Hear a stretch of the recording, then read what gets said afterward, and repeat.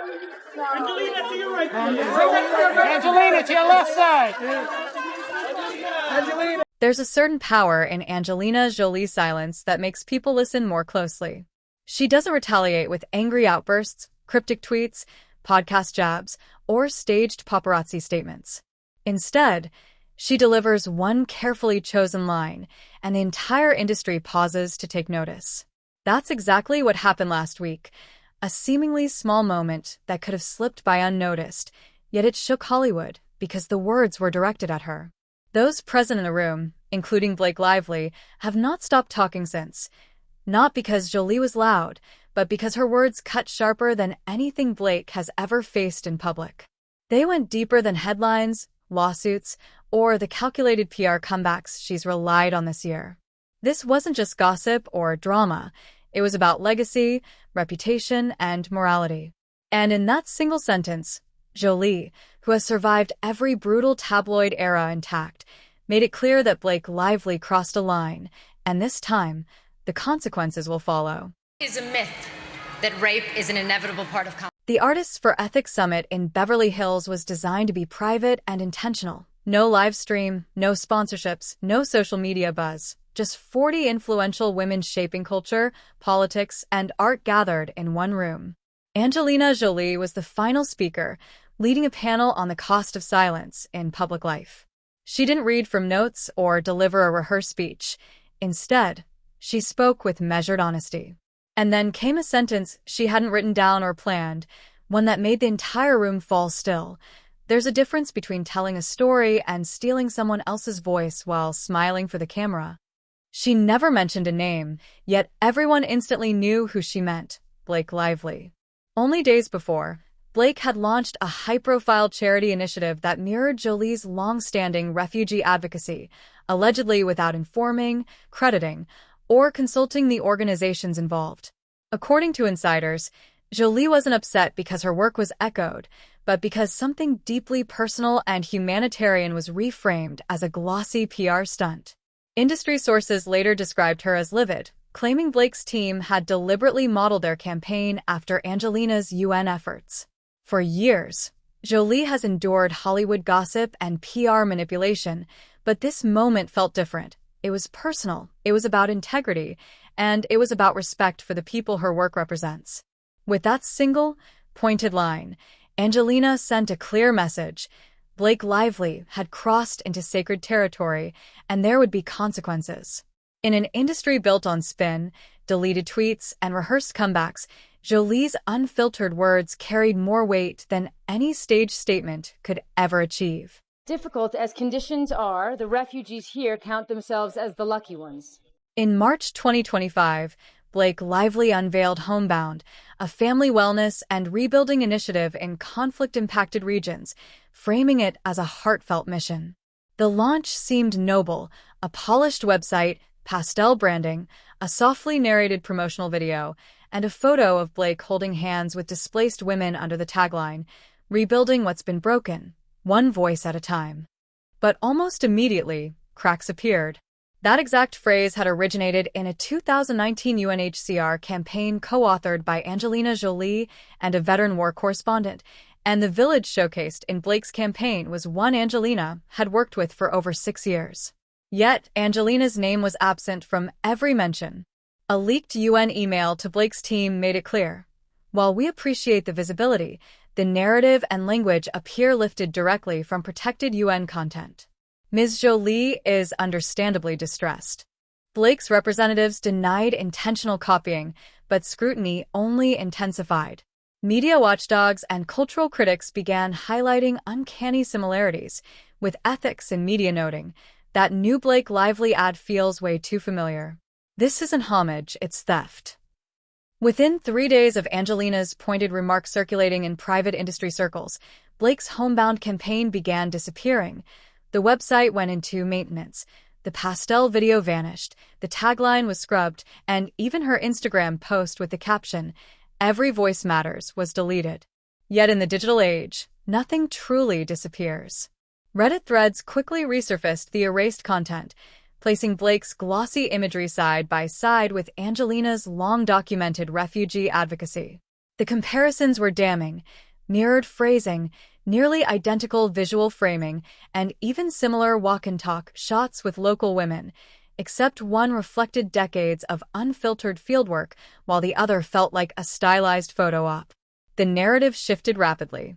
What had started as a campaign rollout was reframed as a question of integrity, even legacy theft.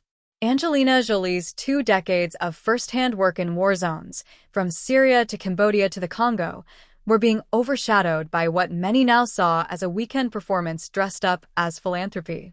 One viral tweet summed up the backlash: Angelina has been in Syria, Cambodia, Congo. Blake did one filter trip and tried to rebrand trauma like it was her lifestyle blog. I'm disgusted. Angelina, to your right. Angelina, to your left side. The fallout deepened when a guest speaker at the Artists for Ethics Summit, seated just 2 chairs from Angelina, gave an anonymous interview to an independent arts journalist. Without naming names, she described the room's atmosphere after Angelina's now famous line: "It was like a slap delivered with velvet gloves." No one spoke, but every single person knew exactly who she meant. She added that what troubled Angelina wasn't imitation but erasure, the idea that someone could borrow her work, her voice, her cause, and then behave as though she had never existed. The article went viral because erasure is hardly new in Hollywood, but it's rarely called out by someone of Angelina Jolie's stature, especially given her history of avoiding clapbacks or name-dropping. This time, she didn't need to. Others were doing it for her. Ethical Cinema called the anonymous quote one of the coldest, most elegant takedowns I've ever read. Once published, Hollywood reacted swiftly but quietly. 2 major fashion outlets that had featured Blake's homebound project in pre-release coverage pulled their articles. A talk show preparing a humanitarian segment with Blake postponed indefinitely, and 2 actresses deeply involved in international advocacy, Florence Pugh and Charlize Theron, unfollowed Blake on Instagram. Small gestures, maybe, but in a world where silence can be louder than words, the lack of support spoke volumes. Meanwhile, Angelina herself remained silent, posting nothing, offering no statement, issuing no clarification. Yet her longtime creative director subtly amplified the message by reposting the sentence on his private Instagram story, a black background with white text reading, "There's a difference between telling a story and stealing someone else's voice while smiling for the camera." No caption. No hashtags. No need for more. Industry watchers immediately picked up on it, framing the moment as a definitive turning point. As one outlet bluntly put it, Blake just got silently blacklisted by the very women she wanted to stand beside. You can buy styling. You can't buy legacy. It is a myth that rape is an inevitable part of comedy. Let's go back to 2015, when Angelina Jolie launched a groundbreaking UN initiative focused on trauma support for female war survivors. What set it apart wasn't just the scale of resources, it was Angelina herself. She met with every grassroots organization, not merely funding or speaking for them, but sitting in their offices, listening, and absorbing their realities. That same year, she published a widely circulated op-ed titled "When the Cameras Leave," writing, "The world doesn't change when we post about pain. It changes when we sit in it." The line became iconic in humanitarian spaces, quoted in university pamphlets, advocacy zines, and political summits. Fast forward to 2022, Blake Lively launched her own empathy-driven charity initiative centered on storytelling and amplifying unheard voices with beauty and grace. Its tagline, "The world doesn't change when we look away, it changes when we care beautifully," struck many as suspiciously familiar. The aesthetics were softer, pastel-heavy, but the foundation carried Jolie's unmistakable fingerprints. When a PR intern from Blake's campaign leaked the brand deck to a student advocacy Discord, side-by-side comparisons with Jolie's 2015 work revealed blatant overlap. As one NGO insider put it, they really thought changing the font and colors made it different. This was copy-paste from Angelina's Blood, Sweat, and 2015. Then came Blake's lifestyle podcast interview, intended to be wholesome and vulnerable. Asked who inspired her in activism, she cited Reese Witherspoon and Meghan Markle, noticeably omitting Angelina Jolie, the very woman whose words and advocacy her campaigns mirrored. That silence became louder than any praise could have, with one viral tweet summing it up. She said Reese, she said Meghan, but not Angelina. This woman's erasure game is Olympic level. Days later, as Blake's homebound campaign abruptly pulled its content, another leak surfaced. In a private PR Discord, a screenshot from an anonymous intern at a humanitarian NGO revealed a directive from Blake's marketing team. Can we get a shot like that Angelina pic in Jordan but with softer tones? Think compassionate but prettier. The intern, horrified, had kept quiet until Angelina's quote from the Ethics Summit reignited the controversy. Posting the message to their Locked X account, they wrote, "When you try to filter someone else's war into pastel lighting, don't be surprised when the fire burns through your brand." The screenshot leaked publicly within hours, fueling outrage. Critics argued this wasn't just sloppy branding, it was the commodification of trauma, the flattening of war into aesthetics. By then, the narrative had crystallized. Blake's attempts to build a humanitarian image weren't homage, they were appropriation. And when faced with exposure, the carefully crafted pastel veneer collapsed, leaving behind the stark contrast between Angelina's decades of unfiltered advocacy and Blake's curated, consumable version of activism. As the backlash against Blake Lively's campaign gained momentum, the internet began noticing quiet but deliberate shifts. Natalie Portman, who had remained publicly silent, suddenly followed Angelina Jolie on Instagram. With Natalie following fewer than 200 people, the move carried weight. 2 days later, she reposted a stark line to her story. Legacy isn't about being seen. It's about what remains when you're no longer looking. No names, no tags, just tension. Then came the real spark. At a private Women in Film event in Berlin, a leaked video showed Natalie responding to activists discussing how celebrity branding hijacks authentic advocacy. Smiling, she replied, "Yes, and I think the world is finally learning to tell the difference." The 11-second clip tore across X, with Synclips Daily captioning it, "Natalie Portman throwing the quietest dagger ever and somehow still ending a whole career. I love cinema." While social media roared, Angelina Jolie remained publicly silent until old footage resurfaced. Behind-the-scenes video from a 2016 human rights shoot showed her reflecting off-camera. When people treat advocacy like fashion, something gets lost. The real stories, the ugly truths, the discomfort. She paused, looked directly into the lens, and added, "And sometimes those who copy the language of empathy the best are the ones who feel it the least." Though the line never made the final campaign cut, someone clipped it and posted it to TikTok with a caption, "She warned us before anyone even asked." It spread instantly, hailed by the real cinema as eerily accurate in hindsight. But the most damaging blow didn't come from Angelina. It came from the past. A 2011 behind-the-scenes Gossip Girl clip resurfaced, showing a young Blake Lively asked for her favorite quote. Her answer, "I think if you look the part, you'll get the part."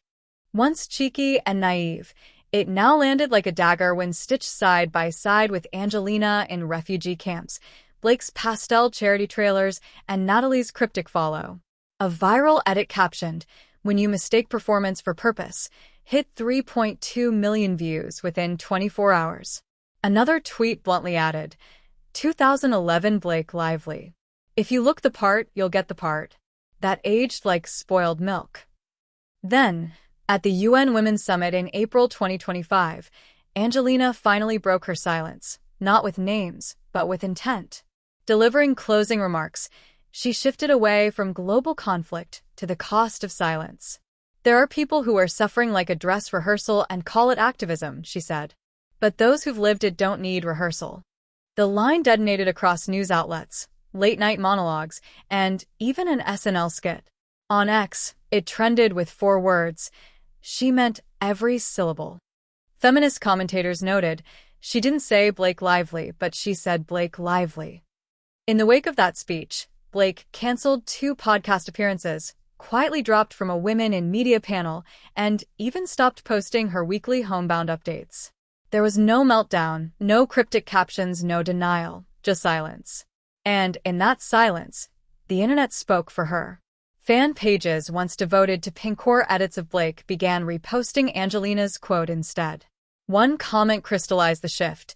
You can't pose next to pain and expect to be seen as powerful, not when the women who lived it are finally speaking. A week later, a grainy photo leaked from an exclusive UNHCR charity gala. Dimly lit and barely in focus, it showed Angelina in conversation with Amal Clooney while, across the room, Blake sat alone at the end of a table, silent and unengaged. Posted to Reddit with the caption, "The room knows," it was shared over 30,000 times in 2 days. For the first time since Blake's campaign launch, no one defended her. One viral tweet read, "This picture says more than 1,000 think pieces." The room shifted, and she knows it. Soon after, fans noticed Angelina had unfollowed Blake on Instagram. Within a week, Natalie Portman, Emma Watson, Yara Shahidi, and Lupita Nyong'o quietly did the same. It wasn't loud, it wasn't performative, but the message was unmistakable. In Hollywood, silence can blacklist faster than scandal. By the time the final unfollow hit, the cultural timeline had already moved on. Weeks later, an anonymous staffer from the Homebound team submitted a piece to an entertainment blog describing Blake in the aftermath. They claimed she had been obsessively rewatching Angelina's speeches on mute, studying the rhythm of words she could never claim as her own. During one branding call, when a team member jokingly referenced Angelina's now iconic quote, Blake didn't laugh. She paused, then whispered, "I didn't think it would stick." According to the staffer, the line wasn't spoken with anger or fear, just disbelief. For the first time, Blake seemed to realize that a single sentence could dismantle what years of careful PR had built. Culture Leaks summarized it bluntly. Insider says Blake muttered, "I didn't think it would stick." That line alone proves how badly she miscalculated the women she was trying to imitate. In the end, it wasn't tabloids or scandals that broke Blake's campaign, it was legacy. Angelina's unflinching authenticity, sharpened by decades of lived experience, had exposed Blake's pastel performance for what it was, a dress rehearsal. And in an industry where silence can echo louder than noise, Blake Lively discovered too late that the room already knew, and she was no longer its main character.